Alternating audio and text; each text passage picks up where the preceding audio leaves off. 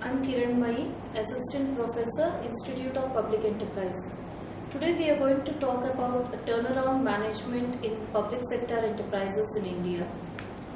Turnaround is a strategic decision leading to the maximization of company's growth by enhancing its production, marketing, operations, reduced competition, free flow of capital through globalization process. Turnaround means one through which the employee may be met with the challenges and problems which can be confronting the business.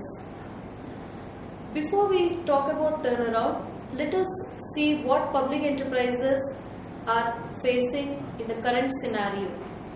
Public enterprises are an inseparable part of the process of dynamics of the economic development in the country. Their contribution to surge in the economic growth has been phenomenal. There is a hard way through which the economic activity in the country wherein the public enterprises have not marked their presence. They continue to dominate the socio-economic scenario of the country irrespective of the political ideology ruling the country. They stood taller than that and they debated the old economies with that of the new economies and fought for the new industries to come in place. Sickness has been a universal phenomenon. Sickness in these enterprises is a symptom of ailment and not an ailment in itself. During 1970, there were around 22,500 sick units in India, which grew more than 10 times over a period. Many financial institutions' resources were locked in these sick enterprises, both large and medium and also small enterprises. The incidences of sickness quite understandably has been the cause of considerable concern for the governments, financial institutions, banks and other institutions. Sickness in these CPSEs has been a continuing concern of the governments. The reason for sickness varies from enterprise to enterprise. In some cases, the sickness is caused because of exceptional factors, historical factors, economical situations, market conditions, etc. Due to these reasons, some central public sector enterprises have been incurring losses continuously for the last several years. The problem of sickness in these CPSEs is addressed by the respective administrative ministries, departments, parent companies and government initiatives. The government, by evolving appropriate need-based strategies concerning to these enterprises, have been coming from time to time. The accumulated losses in these enterprises have surpassed their net worth. There has been significant improvement in the overall conditions of these enterprises in the recent time, whereas those enterprises have already suffered sickness in the past. The two main reasons which we can quote in terms of sickness are financial and operational. The financial reasons include high leverage for the industry, project cost overruns, fund diversification from one project to another project, funding of long-term assets with that of the short-term funds, and bundling the debt services obligations of these enterprises. Let us now talk about the operational reasons. New projects coinciding with the downturn with the industry, operating profits insufficient to serve the debt, and very high level of receivables and inadequate debt recoveries. With these two important terms of the sickness, these enterprises started surviving and struggling. There are some other reasons pertaining to sickness which are included as marketing reasons. The overestimation of market behavior, the consumer preferences, the product demands, the strategic formulation at the top level are some of the important reasons for this sickness. It is interesting to mention that as a part of the restructuring exercise and to fight for the successful existence in the global market, the merger of Air India and Indian Airlines, the merger of Rashtriya Ispat Nigam Limited with the Steel Authority of India and the oil group companies were also considered. The Indian Railways is an important and a successful example of turnaround strategies in our country. Many public enterprises are going for diverse type of restructuring measures such as manpower restructuring, operational restructuring, strategic restructuring, financial restructuring, organizational restructuring, and also setting up joint ventures with other institutions. Let us now see the legal framework which is been covering these enterprises to overcome the sickness. The Reserve Bank of India was constantly monitoring the industrial sick units in our country. During the year 1975, the Reserve Bank of India has appointed a study group under the chairmanship of Mr. Tandon. The Government of India has constituted an expert committee during 1981 under the chairmanship of Shri Tiwari. These two committees started examining the industrial sickness in our country. The industrial sickness and the scenarios have been studied and the committees have recommended. Based on these recommendations of the committees, the Government of India enacted special legislations known as Sick Industrial Companies Act 1985, which is also called as SICA. The SICA 1985 was amended in the year 1991, bringing some industrial changes and also incorporating the problems which have been related to public sector undertakings. SICA defines a sick enterprise as, quote unquote, if at the end of any financial year, if the accumulated loss of an enterprise is equal to or exceeding its entire net worth, the enterprise is being termed as sick. Let us talk about the main objectives of this SICA Act. The main objective of SICA is to determine sickness and expedite the revival of potentially viable units or closure of the unviable units. It was expected that by revival, idle investments in the sick units will become productive, and by closure, the locked up investment in unviable units would get released for productive use elsewhere. The companies are required to be referred to the Board for Industrial and Financial Reconstruction for the formulation of rehabilitation and revival plans. As per the Department of Public Enterprise resolution dated 6th December 2004, a company will be considered as sick if the accumulated loss in any financial year is equal to 50% or more of its average net turnover during the past 4 years, and such companies which is a sick company within the meaning of SICA Act is also being considered.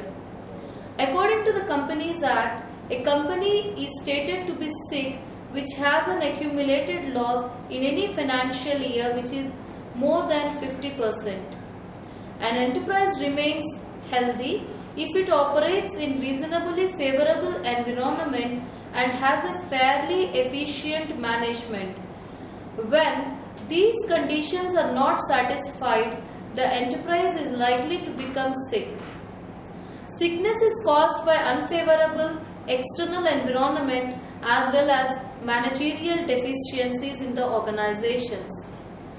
The main objectives of SICA is to determine sickness and expedite the revival of potentially viable enterprises or closure of the unviable enterprises.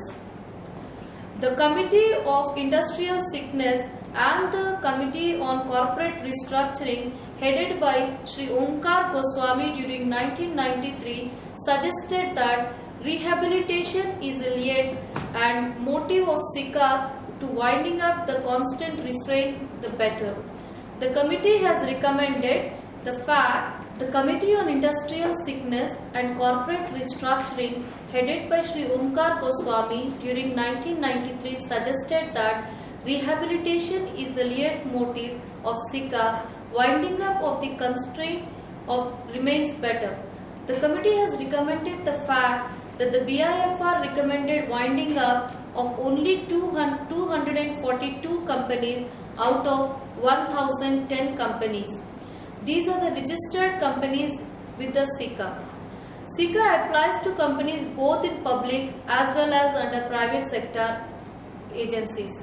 Now let us understand the various institutions that were set up under the SICA Act. The Board for Industrial and Financial Reconstruction, it is also called as BIFR. The BIFR was set up in January 1987 and functional with effect from 5th May 1987. The Appellate Authority of Industrial and Financial Reconstruction was constituted in the year 1987. The government companies were brought under the purview of SICA only during 1991. When the existence changes, the Inter Alia Act was also being placed. The main objectives of SICA includes the SICA had been enacted in the public interest to deal with the problems of industrial sickness with regard to the crucial sectors where public money is being locked.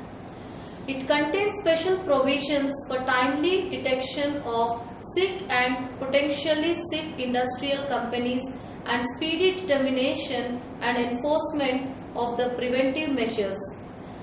The measures are to be taken by the body of an expert.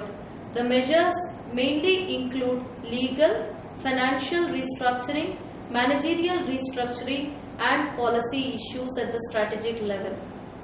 Let us now discuss what are the various classifications of sickness. Sickness is classified into 5 broad types. There are genetically sick, structural sickness, operational sickness, policy-linked sickness, and environmental sickness. Let us discuss each of these. Genetically sick enterprises. Some enterprises are genetically sick. There are 2 important types of genetically sick enterprises. One is called a cluster enterprises and the other are individuals. Example of a cluster enterprise includes National Textile Corporation. It has got a cluster of units with it, and when the parent company became sick, the enterprises also started falling sick. National Textile Corporation is a classic example of cluster sickness, whereas Indian Iron and Steel Company is an example for individual sickness. Structural sickness. Some enterprises with some basic deficiencies in their conceptual visualization come in this category. The structural sickness could be owing to an uneconomic location, obsolete technology, overcapitalization, etc. Example, Bharat Bhari Yantra Nigam Limited is an example under this category. Operational sickness. Enterprises where management failure occurs, these kind of sickness is being caused. There could be a classic example of HMT Limited, Praga Tools, etc. could be quoted. Policy-linked sickness is a form where the sickness is owing to the exposure of the change in the fairly policy-related issues at the company's strategic level. Bridge and Roof Corporation is an example, along with IDPL, FACT. The environmental sickness occurs with the external factors which have been impacting the enterprises. This could be the lack of material supply, the lack of support from the external sources is being caused through this environmental sickness. Example, NEPA, ECIL.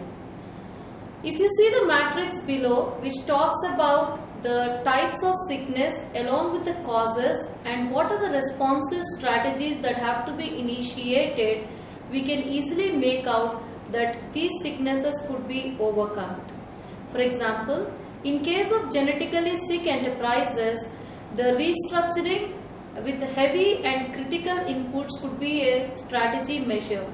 Whereas in the case of structural sickness, we can talk about restructuring with management intervention at the strategic and the middle level could be a greater asset.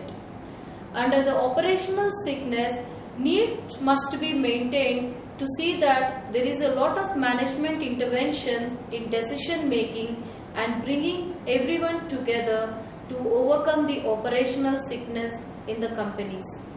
If the policy linked sickness is being there, the policies have to be changed according to the situations and certain decisions have to be taken by the enterprise.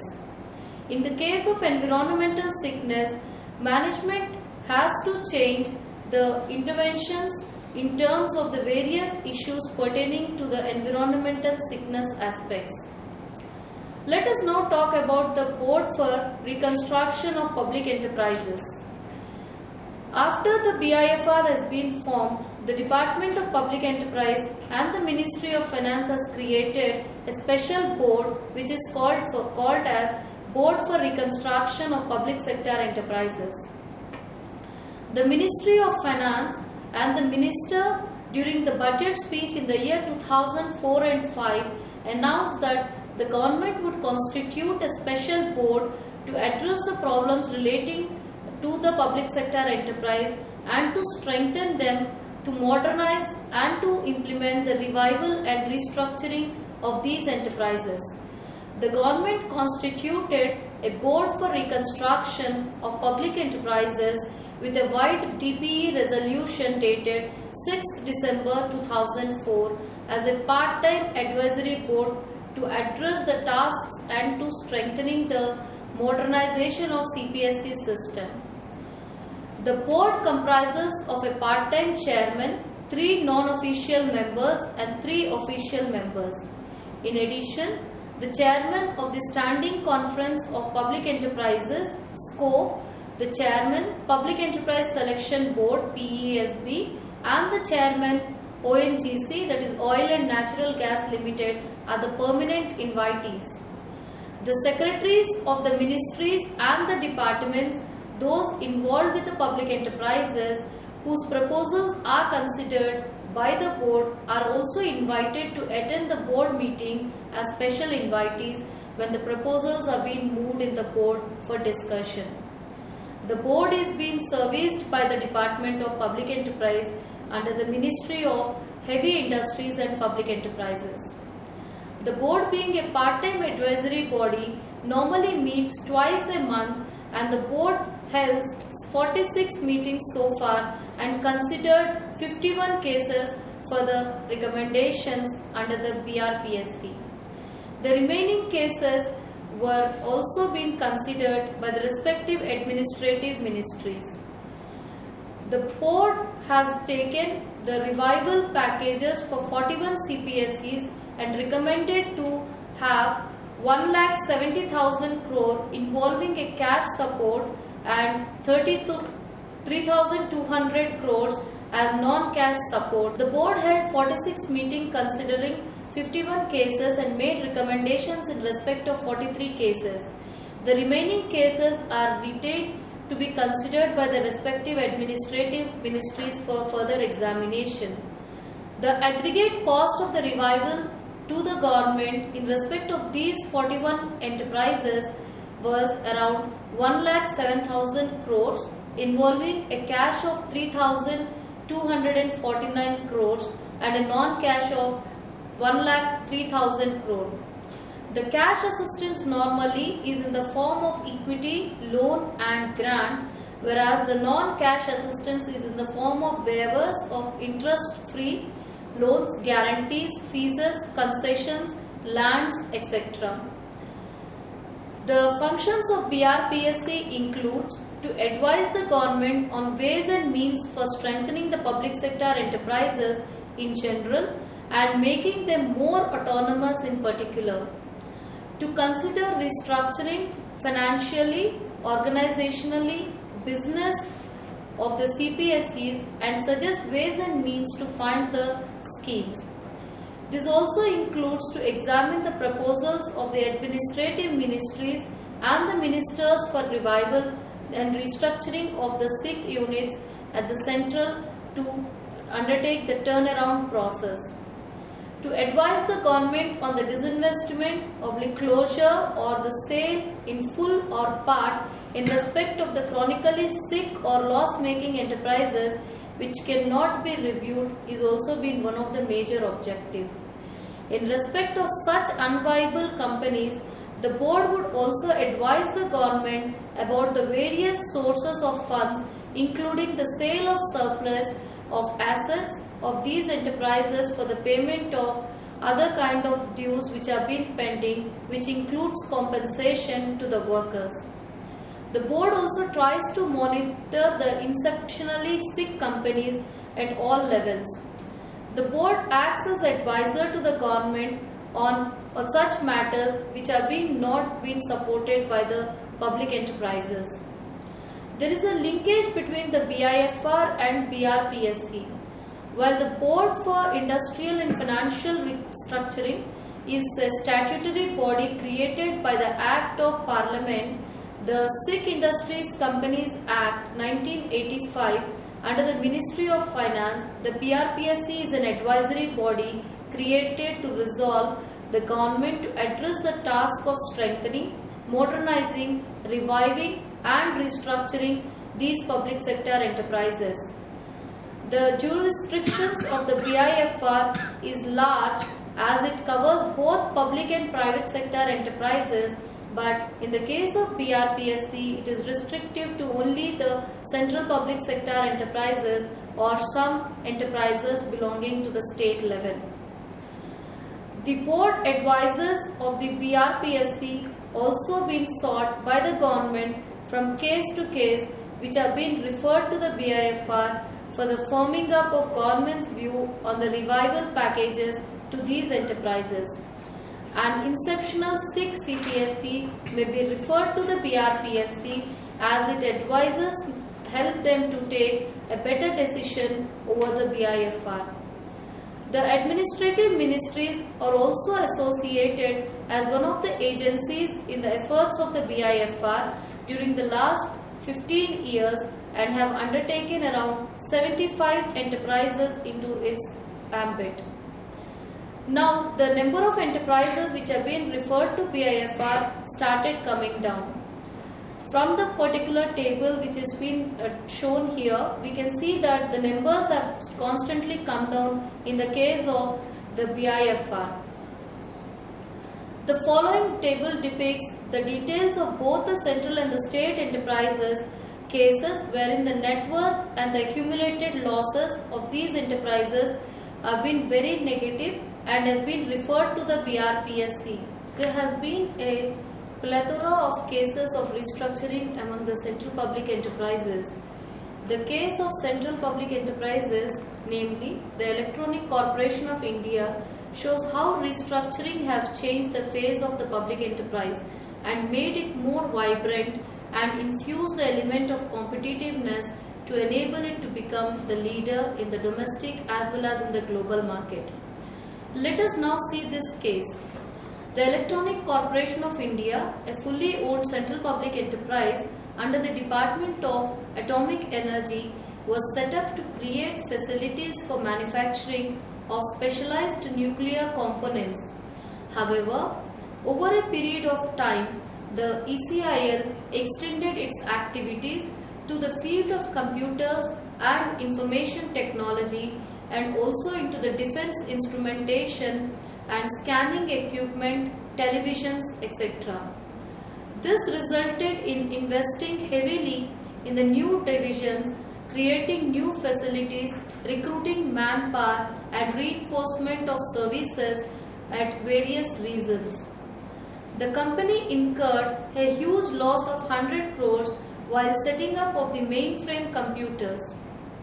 The company fortune faced rough weather after 2 decades of its setting up due to severe competition of low technology and consumer items. Outsourcing became much cheaper, prohibiting the input cost volume. And The huge remuneration price which have been paid to its employees was also another reason. As a result of this, the net worth of the company eroded by 50% and company was referred to BIFR. A flow of finance faced obstruction at the hands of the banks and also with the creditors.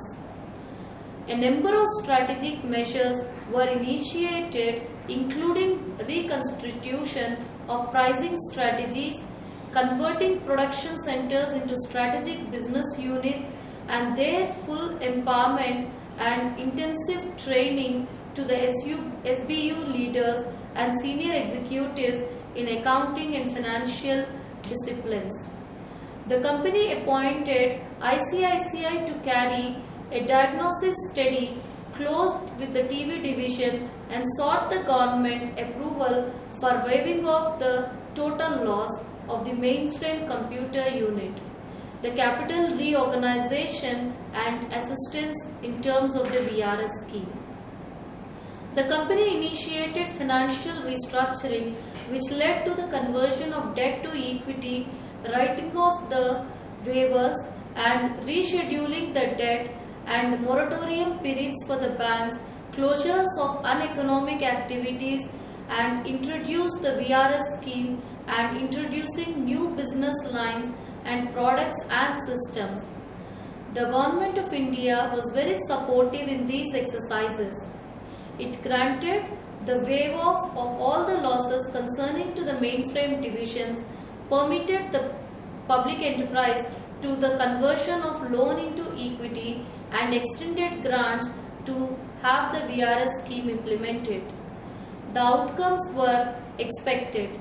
The company had very healthy turnaround and the company reduced its staffing from 1200 employees and also its accumulated loss was reduced. It obtained the requisite support from the suppliers and bankers. The loss-making position in 98-99 and 99-2000 went at 360° by paying off the dividends, a huge income tax, positive net worth and becoming debt-free company with a cash surplus in 2000-2001. The company had been receiving the Best MOU Excellence Award consequently for many years. CRISIL also has awarded the highest credit rating for the company. The company has become favorable account holder for various bankers. Thus, this is a classic case of turnaround among the central public enterprises in the country. There are many companies which have undertaken various initiatives towards the restructuring phase and turned around the various activities. The turnaround strategies has been fueled by variety of forces. It has led to the drastic improvement in corporate performance. The strategic movers of the turnaround management are touched in the context of complete SIC organization in general and transport undertakings in particular. The key insights are drawn from the functional as well as operational points of view to explain the complete process and develop insightful significant in this particular context. That's how this scenario of turnaround is a very important scenario when we come to know and talk about the performance of public sector enterprises in India. Thank you.